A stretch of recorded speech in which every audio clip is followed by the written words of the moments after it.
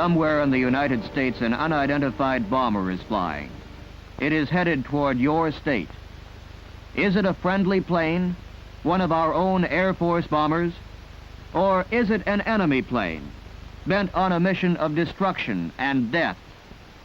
Ahead of the oncoming plane, your towns and cities don't know of its approach. Here, all is peaceful.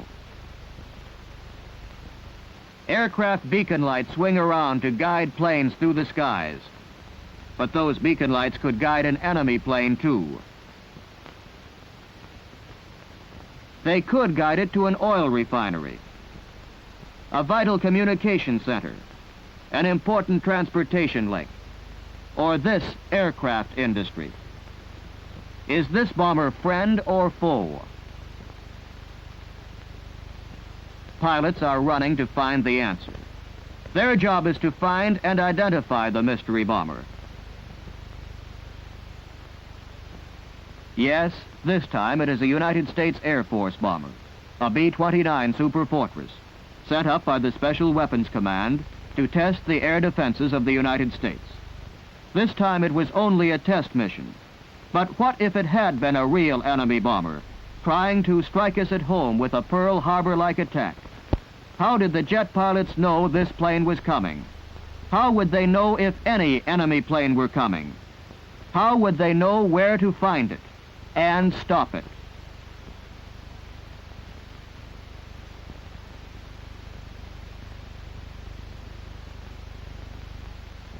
The answer is in this antenna and others like it, and a nationwide network of telephone lines. The answer is in the Air Defense Command, the Paul Revere Command of the Air Force. An important part of the story is taking place in your state. This is the headquarters of a Defense Command Air Division. The division commander directs the highly secret activities in these buildings. We'll go inside this well-guarded installation to see how the Air Force is working to protect the United States from destruction by sneak air attack.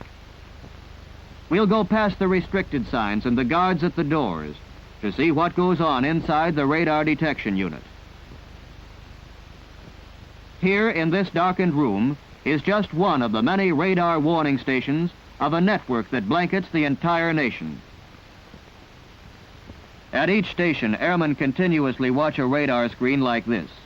On this screen, any airplane flying within the radius of its coverage will show up as a tiny blip. The blip is caused by a radar signal returning to the antenna after bouncing off a plane in the air. The airman reports the aircraft immediately to the plotters working back of a transparent map. The plotter marks in the location of the airplane. He marks the plane's speed, direction of flight, and altitude, all in reverse. Airmen watching on the other side of the map can read the information and phone it to the Air Defense Control Center for the area. This long-distance telephone connection is always open, so planes may be constantly tracked on their flights. When a plane takes off, its flight plan is phoned to a CAA Flight Control Center. The Flight Control Center then telephones the plan to airmen at a radar warning station near where the plane will be flying. These airmen receive and record the information, so radar reports of the airplane's actual flight can be identified by their flight plans. Now let's look in on the action at the Air Division Control Center, where plotters are in constant telephone touch to report the movement of aircraft. The airmen working beside the big plotting table wear earphones with direct lines to the radar stations. As aircraft are tracked by radar, they move the position of these flight indicators. The senior control officer watches the progress of all aircraft in the division area.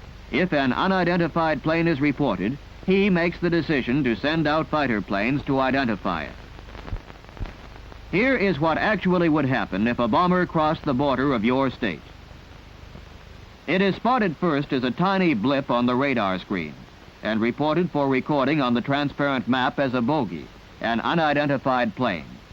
The position of the mystery plane is then checked against known flight plans for aircraft in the area.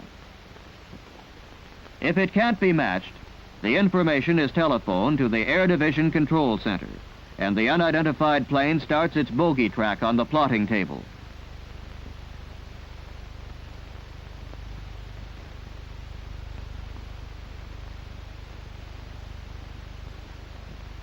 The senior control officer declares condition warning red, and the division commander oversees the machinery of his defense division going into action. Through division headquarters, liaison is maintained with civil defense agencies. Radio stations would shift frequency. The Civil Aeronautics Administration would be alerted, and all aids to aircraft navigation shut down. Radio ranges would go off the air, and beacon lights would be switched off. The senior control officer sends up fighter aircraft to identify the plane. The action is approved by the division commander. All these messages are carried to their destinations on a nationwide communications network. At the fighter base, pilots are always on duty in full flying gear, waiting. And there it is.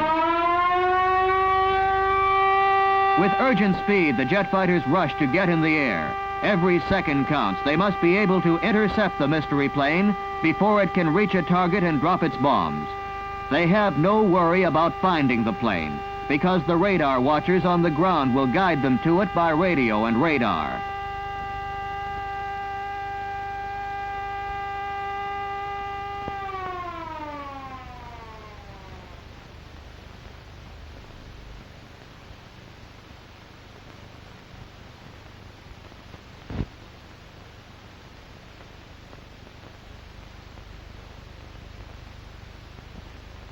The jet fighters are in the air, and radar picks them up. Their position, too, is shown on the plotting tables, reported by the radar observers. The pilots are in direct radio contact with the radar observers. They are told where to look for the mystery plane. The course of the intercepting fighters and the bomber is watched on the radar screen. Fighter plane, radar station, Air Division Control Center, all are linked into one fighting team by radio, radar, and telephone contact. In this way, Air Division Control Center knows what is going on. The instant the fighters intercept the bomber, the plotting table shows the interception. And if the mystery plane turns out to be an enemy, the fighters would attack.